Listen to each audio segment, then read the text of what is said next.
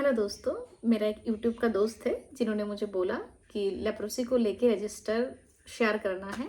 तो पूरे डिस्ट्रिक्ट में एक ही लेप्रोसी का केस है जो कि मेरे पास है। तो इसलिए ज़्यादातर जो विजिट है स्टेट का, सेंट्रल का या फिर डिस्ट्रिक्ट का, वो हर वक्त मेरे पास आता रहता है। तो इसलिए मैंने लेप्रोसी का जो है वो अलग से मतलब इनोवेटिव तरीके से बहुत सारा रजिस्टर बनाया हुआ है। आप लोग चाहते हैं तो एक ही रजिस्टर में सब कुछ बना सकते हैं। तो चलिए शुरू करते हैं। पहला रजिस्टर है लेप्रोसी की प्रमोशन के लिए। तो ये है मेरा लेप्रोसी का वेलनेस एक्टिविटी रजिस्टर। जैसे कि मंथ में हम लोगों को 10 वेलनेस एक्टिविटी करना होता है। तो मेरा मंथ में एक मैं लेप्रोसी को लेकर वेलनेस एक्टिविटी करती हूँ। तो फिर आइए उसको शेयर करते हैं। पहले लिखेंगे name of the wellness activity. मैंने यहाँ पे लिखा एंटी लेप्रोसी डे। उसके बाद डेट देंगे कि किस दिन हमने ये वेलनेस एक्टिविटी किया। उसके बाद प्लेस ऑफ सेलिब्रेशन, मतलब हम लोग कहाँ सेलिब्रेट कर रहे हैं। जैसे कि आंगनवाड़ी सेंटर हो सकता है, स्कूल हो सकता है, अपना HWCAM भी हो सकता है। उसके बाद लिखेंगे स्टार्टिंग टाइम, कब से शुरू हुआ, और एंड टाइम मतलब कब खत्म हुआ। उसके बाद ऑब्जेक्टिव्स ऑफ वेलनेस एक्टिविटी, मतलब यहाँ पे हम लोगों को लिखना है कि इसका ऑब्जेक्टिव क्या है। मैंने लिखा the objective of this wellness day is to eradicate the stigma associate with leprosy and to promote the dignity of people affected by that disease. ठीक है, मतलब हम लोगों को उनको बताना है, जो भी लोग आए हैं उस वेलनेस एक्टिविटी पे, सबको हम लोगों को बताना है कि इस वेलनेस एक्टिविटी का ऑब्जेक्टिव जो है वो क्या है। उसके बाद आता है डिस्क्रिप्शन ऑफ वेलनेस एक्टिविटी। मैंने छोटा करके ही लिखा है। पहले हम लोगों ने लिखा we describe people that it is a contagious curable disease. ठीक है, उसके बाद हम लोगों ने बताया we describe symptoms of the disease, मतलब उस डिजीज का क्या क्या सिम्टम्स है वो हम लोगों ने वहाँ पे आए गए पार्टिसिपेंट्स को बताया, जिसमें कि hypopigmentation, reduce sensation of touch, red patches, loss of temperature, sensation, blisters, numbness and weakness, ulcers in the hands and feet, ये सब हम लोगों ने बताया। उसके बाद हम लोगों ने ये बताया कि लेप्रोसी जो है वो mainly causing skin lesions and nerve injury. उसके बाद हम लोगों ने डिस्कस किया we discuss about treatment of this disease, मतलब ट्रीटमेंट कैसे होता है। जैसे कि PB, इसका ट्रीटमेंट 6 महीने का होता है, और जो MB है उसका ट्रीटमेंट 12 मंथ का होता है। तो ट्रीटमेंट कैसे होता है वो पूरा हम लोगों ने वहाँ पे पार्टिसिपेंट के साथ डिस्कस किया। उसके बाद हम लोगों ने उनको एंश्योर किया कि ensure them that it is totally curable disease, मतलब हम लोगों ने वहाँ पे सारे पार्टिसिपेंट को ये एंश्योर किया कि ये जो डिजीज है टोटली क्यूरेबल डिजीज है। एक्टिविटीज़ में वहाँ पे हम लोगों का स्क्रीनिंग डन बाय आशा ने वहाँ पे जितना भी पार्टिसिपेंट्स है उनको स्क्रीन किया। ये हमारा एक्टिविटी था। उसके बाद हम लोग लिखेंगे number of participants participated in this programme, मतलब टोटल कितना पार्टिसिपेंट पार्टिसिपेट किया वो हम लोगों को यहाँ पे लिखना है। उसके बाद उनमें टोटल मेल कितना है, टोटल फीमेल कितना है वो लिखेंगे। उसके बाद यहाँ पे जो पार्टिसिपेंट्स है उनका सिग्नेचर लेंगे, और ऐसे करके हम लोग अपना वेलनेस रजिस्टर जो है उसको ख़त्म करेंगे। तो इस तरीके से हम लोग अपना लेप्रोसी का जो वेलनेस रजिस्टर है उसको मेंटेन कर सकते हैं। तो मेरा अगला रजिस्टर है आशा सर्वे ऑफ लेप्रोसी, मतलब आशा जो लेप्रोसी केस के लिए आशा जो सर्वे करती है उसके ऊपर में एक रजिस्टर है। तो आइए दूसरा रजिस्टर के बारे में बात करते हैं। आप बात करते हैं आशा सर्वे रजिस्टर को लेके। तो मैंने आशा सर्वे रजिस्टर कुछ इस तरह से बनाया है, जिसमें पहले आता है मंथ। मैंने यहाँ पे जनवरी 2025 से शुरू किया है, तो ये है जनवरी 25। उसके बाद नेम ऑफ आशा, तो मेरा जो है 3 आशा है, तो तीनों आशा का नाम होगा। उसके बाद पॉपुलेशन सर्वे, मतलब जनवरी मंथ में किस आशा ने कितना पॉपुलेशन को सर्वे किया वो हम लोगों को लिखना है। उसके बाद सस्पेक्ट केस, इसका मतलब तीनों आशा ने कितना कितना केस सस्पेक्ट किया वो यहाँ पे लिखना है। अगर किसी ने केस जो है उसको सस्पेक्ट किया तो उसको PEC में रेफ़र करना है, रेफ़र किया है कि नहीं इस पे यस या नो लिखना है। उसके बाद नंबर ऑफ फैमिली सर्वे, मतलब किस आशा ने कितना फैमिली को सर्वे किया, मतलब जैसे कि इन्होंने 30 पॉपुलेशन को मतलब सर्वे किया और उसमें फैमिली था 7 फैमिली, तो हर एक का फैमिली का यहाँ पे लिखना है। उसके बाद रिजल्ट जो है, जैसे कि सस्पेक्ट केस का जो रिजल्ट है वो पॉजिटिव है या नेगेटिव है, वो हम लोगों को यहाँ पे लिखना है। ऐसे करके फरवरी महीने में कितना सर्वे हुआ वो हम लोगों को लिखना है। ऐसे करते करते हर महीने का हम लोगों को ऐसे लिखना है कि आशा कैसे कैसे सर्वे करती है। मेरा तीसरा जो रजिस्टर है वो है मेडिसिन डिस्ट्रीब्यूटिंग रजिस्टर, मतलब जो मेरा लेप्रोसी का पेशेंट है उसको जो हमने हर महीने मेडिसिन डिस्ट्रीब्यूट करते हैं उसके लिए एक अलग से रजिस्टर है। तो आइए उसको शेयर करते हैं। अब हम बात करते हैं मेडिसिन डिस्ट्रीब्यूशन रजिस्टर को लेके। तो मेडिसिन डिस्ट्रीब्यूशन रजिस्टर में पहले हम लोग यहाँ पे सीरियल नंबर लिखेंगे, फिर नेम ऑफ द पेशेंट, उसके बाद एज, सेक्स, उसके बाद ट्रीटमेंट स्टार्ट, मतलब ट्रीटमेंट कब शुरू हुआ। जैसे कि मेरा पेशेंट का ट्रीटमेंट शुरू हुआ था पीएचसी से। उसके बाद हम लोग को मेडिसिन कहाँ से मिलता है, जैसे कि मेरे पेशेंट को मेडिसिन जो है वो डिस्ट्रीब्यूट होता है डिस्ट्रिक्ट हॉस्पिटल से, और कौन डिस्ट्रीब्यूट करता है ये यहाँ पे नाम लिखा हुआ है कि कौन मेरे पेशेंट को जो है मेडिसिन डिस्ट्रीब्यूट करके देता है।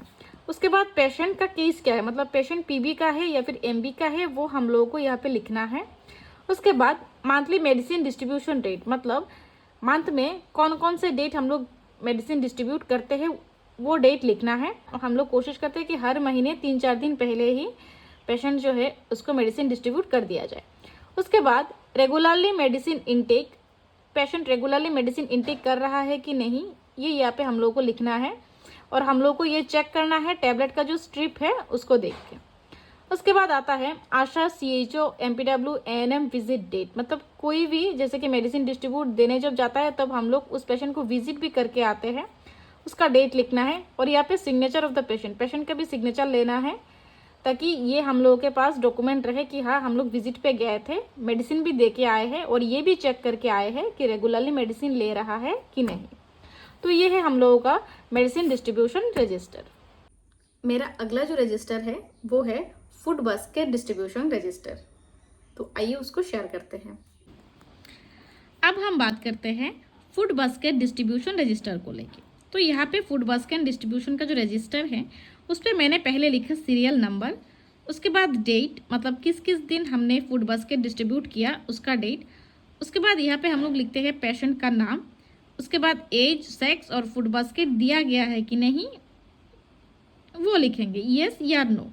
और यहाँ पे मैंने लगाया है food basket distribute on leprosy patient, मतलब हम लोग पिक्चर लगाए हैं कि हाँ हमने फूड बास्केट डिस्ट्रीब्यूट किया। मेरा जो 5th रजिस्टर है वो है self care kit given and care giver और केयर गिवन रजिस्टर, जिसमें मैंने पिक्चर लगा के रखा हुआ है, इसलिए मैंने अलग से इसको बनाया है। तो आइए आप लोगों के साथ उसको शेयर करते हैं। मेरा अगला जो रजिस्टर है वो है सेल्फ केयर किट गिवन और होम बेस्ड ड्रेसिंग। इसमें पहले आता है सीरियल नंबर, उसके बाद डेट, उसके बाद नेम ऑफ द पेशेंट, उसके बाद एज, सेक्स और सेल्फ केयर किट आता है। ठीक है, तो डेट पे हम लोग कब कब गए हैं वो डेट लिखेंगे, पेशेंट का नाम लिखेंगे, एज लिखेंगे, सेक्स लिखेंगे। उसके बाद सेल्फ केयर किट में हम लोग लिखेंगे कि हाँ केयर गिवन, उसके बाद monthly self care kit given and dressing his own, मतलब जैसे कि यहाँ पे आप पिक्चर में देख सकते हैं मेरा जो सेल्फ केयर किट दिया जा रहा है, यहाँ पे आप देख सकते हैं कि हाँ यहाँ पे ड्रेसिंग किया जा रहा है। तो मैंने यहाँ पे पिक्चर लगा के रखा है कि सेल्फ केयर किट हम लोग दे रहे हैं, उसके बाद ड्रेसिंग भी हम लोग मंथली बेस कर रहे हैं। तो ये है उसका पिक्चर। तो इस तरीके से मैंने self care gift of leprosy इसका रजिस्टर बनाया है। लेप्रोसी पेशेंट के लिए मैंने अलग से एक एडवाइस बना के रखा हुआ है, ये मैंने खुद से बनाया हुआ है। और जो भी मेरे पास अगर इन फ्यूचर भी कोई लेप्रोसी का पेशेंट रहेगा तो उसको जेरोक्स करके हम उस पेशेंट को देते हैं ताकि वो अपना डाइट मेंटेन कर सके, या फिर एडवाइस जो है वो सब उस पर लिखा हुआ है। तो आइए उसको आप लोगों के साथ शेयर करते हैं। ये है मेरा एडवाइस का कार्ड, मतलब मेरे एरिया पे अगर कोई लेप्रोसी का पेशेंट मिलता है तो जब उसका ट्रीटमेंट शुरू होता है तब मैं ये वाला जो लेप्रोसी का एडवाइस कार्ड है वो मैं उस पेशेंट को जेरोक्स करके प्रोवाइड करती हूँ। तो आइए जानते हैं कि मैंने कैसे बनाया है। इसमें पहले लिखा रहता है abstaining from alcohol consumption because it can interfere with treatment and self care potentially leading to complications and disabilities. आपका जो लोकल लैंग्वेज है वहाँ पे आपको इसको लिखना होगा, क्योंकि मैंने पहले इंग्लिश पे लिखा, उसके बाद जो लोकल लैंग्वेज है उसमें मैंने नीचे लिखा। तो आपके एरिया का जो लोकल लैंग्वेज है उसमें आपको नीचे पे इसको डिस्क्राइब करके लिखना होगा। जैसे कि मैंने यहाँ पे हिंदी पे लिखा, शराब के सेवन से परहेज करना है क्योंकि ये उपचार और स्वयं देखभाल में बाधा उत्पन्न कर सकता है, जिससे संभावित रूप से जटिलताएं और विकलांगताएं उत्पन्न हो सकता है। ट्रीटमेंट कार्ड के दूसरे पॉइंट पे मैंने लिखा, A healthy and balanced diet is crucial for leprosy patient to support their immune system and overall well-being during treatment and recovery. Focusing on foods rich in vitamins A, C, D, E, B12 and minerals like zinc, magnesium, etc. can help improve the body's response to infection and reduce oxidative stress. इसका जो मैंने translate किया local language में वो है, कुष्ठ रोगियों के लिए एक स्वस्थ और संतुलित आहार उनके उपचार और रिकवरी के दौरान उनको प्रतिरक्षा प्रणाली और समस्त स्वास्थ्य को बनाए रखने के लिए महत्वपूर्ण है। Vitamin A, C, D, B12 और जिंक, मैग्नीशियम आदि जैसे खनिजों से भरपूर खाद्य पदार्थों पर ध्यान केंद्रित करने पर शरीर में सुधार हो सकता है और ऑक्सीडेटिव तनाव को कम किया जा सकता है। कार्ड के तीसरे वाले पॉइंट पे मैंने लिखा, leprosy specific footwear is crucial for people with anaesthetic feet oblique ulcer in feet due to leprosy, helping prevent injuries, ulcers and further complication. इसके ट्रांसलेट में मैंने लिखा लोकल लैंग्वेज में, कुष्ठ रोग के कारण होने वाले अल्सर इत्यादि से पीड़ित लोगों के लिए विशेष जूते महत्वपूर्ण है जो चोट, अल्सर और अन्य जटिलताओं से रोकने में मदद करता है। एडवाइस कार्ड के फोर्थ नंबर पे मैंने लिखा, regular hygiene practices and crucial for leprosy patients, these practices following on protecting skin, feet and hands as well as preventing burns and eye complication. जिसका ट्रांसलेट है, नियमित स्वच्छता अभ्यास रोगियों के लिए महत्वपूर्ण है। हाथ पैर की सुरक्षा के साथ साथ ये त्वचा में जलन और आंखों की जटिलताओं को रोकने के लिए भी महत्वपूर्ण है। इस पे बाय CHO और मेरा सब सेंटर का नाम यहाँ पे लिखा हुआ है। ये वाला जो एडवाइस कार्ड है वो मेरे सब सेंटर पे निकाला हुआ रहता है प्रिंट आउट करके, और जो भी पेशेंट अगर मुझे मिलता है तो मैं उनको ये प्रोवाइड करती हूँ। मेरा अगला टॉपिक है ट्रीटमेंट कार्ड को लेके, तो फिर आइए देखते हैं लेप्रोसी का ट्रीटमेंट कार्ड। अब हम बात करते हैं लेप्रोसी ट्रीटमेंट कार्ड के बारे में, जो है national leprosy eradication programme patient card. यहाँ पे पहले आता है सब सेंटर का नाम, फिर PSC का नाम, फिर ब्लॉक या CSC का नाम, फिर डिस्ट्रिक्ट का नाम, फिर स्टेट का नाम। उसके बाद रजिस्ट्रेशन नंबर जो है वो यहाँ पे लिखना होता है। उसके बाद वो SC ST या फिर अदर जो भी है उस पर हम लोग टिक करेंगे। उसके बाद नेम, एज, मेल फीमेल। उसके बाद एड्रेस विथ मोबाइल नंबर, यहाँ पे हम लोग एड्रेस लिखेंगे। उसके बाद duration of sine symptoms in month, मतलब कितने दिनों से ये सिम्टम्स है वो यहाँ पे लिखेंगे। ड्यूरेशन ऑफ डिजेबिलिटी, अगर कोई डिजेबिलिटी रहेगा तो हम लोग यहाँ पे उसको लिखेंगे। उसके बाद है मोड ऑफ डिटेक्शन, मतलब कैसे पकड़ा गया, voluntarily, by ASHA, referred by others, by contact survey, other mode, कैसे पकड़ा गया वो हम लोग देखेंगे। उसके बाद क्लासिफिकेशन, मतलब वो PB का केस है या फिर MB का केस है वो हम लोग यहाँ पे लिखेंगे।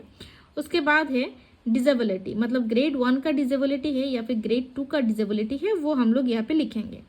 उसके बाद है date of first dose, medicine distribution register में हम लोग लिखे थे कि फर्स्ट डोज का कब दिया गया था, उसको हम लोग यहाँ पे लिखेंगे। उसके बाद यहाँ पे लिखा है कि after entering above information in the PSC transferred record this patient cards is to be transferred to sub center for delivery of subsequent doses। यहाँ पे MOIC का सिग्नेचर होगा। उसके बाद डेट ऑफ सब्सिक्वेंट डोजेस, मतलब second dose, third dose, fourth dose, fifth dose, six dose, मतलब PB के लिए ये 6 महीने तक ट्रीटमेंट चलता है। अगर MB होगा तो फिर 7th, 8th, 9th, 12th month तक इसका ट्रीटमेंट चलेगा। उसके बाद आता है डेट ऑफ डिस्चार्ज, कब डिस्चार्ज हुआ, इसका डेट लिखना है। एंड स्टेटस मतलब ट्रीटमेंट के लास्ट में क्या हुआ, वो पेशेंट ठीक हुआ कि उसको दूसरा एमबी का ट्रीटमेंट शुरू करना है या फिर और कुछ महीने ट्रीटमेंट चलेगा, वो लिखना है। उसके बाद यहाँ पे लिखा है this card is to maintain at sub centre after every dose, update the PC treatment record after achieving end status, the MPW should sign this card and retain all sub centre for future reference. मतलब हर एक dose के बाद sub centre में जो है every dose के बाद इसको पीसी से अपडेट करा के फिर अपने सब सेंटर पे इसको रखना होता है। यहाँ पे signature of the sub centre MPW भी कर सकते हैं, सीएचओ भी कर सकते हैं, एएनएम भी कर सकते हैं, कोई भी एक इसका अगर कोई भी एक इसको सिग्नेचर कर सकता है। उसके बाद contact survey in MB child case, number of examined, फिर डिटेक्ट केसेस, उसके बाद रिकॉर्ड ऑफ लेप्रा रिएक्शन और न्यूराइटिस है या फिर नहीं उस पर हम लोग को टिक करना है। पेशेंट जो है वो टाइप 1 या टाइप 2 रिएक्शन का है, उस पर हम लोगों को टिक करना है।